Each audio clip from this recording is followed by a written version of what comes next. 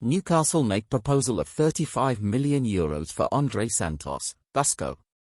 Newcastle are willing to fork out 181.6 million Brazilian reals to have the 18-year-old midfielder, Vasco's highlight in Serie B, who has just agreed a contract renewal. Greetings NUFC, welcome to your news channel. I ask you to leave your like and subscribe to the channel. With the contract renewal just agreed with Vasco, Andrey Santos has in his hands a proposal from Newcastle, England, of €35 million. The proposal arrived in recent days through the manager Giuliano Bertolucci, who was recently in Europe. Bertolucci is one of Andrey's representatives and the main responsible for the dialogue with clubs abroad. Newcastle are willing to pay the €35 million in cash. For now in the hand of only the businessmen, the proposal should be discussed in the coming days with Vasco, with which Andrey will sign a contract valid until 2027. The English club's project pleases the players' staff.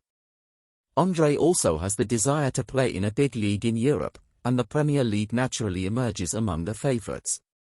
Currently 11th in the English Championship, Newcastle has the Brazilians Joelinton and Bruno Guimarães in the squad. Andrey is pointed out as one of the main promises of Vasco's base in the last years.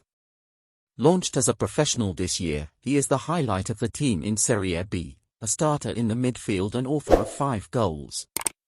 Fine of €15 million. The renewal of contract Andrey Santos with Vasco was agreed on Monday at a meeting in São Paulo between representatives of the club and the player.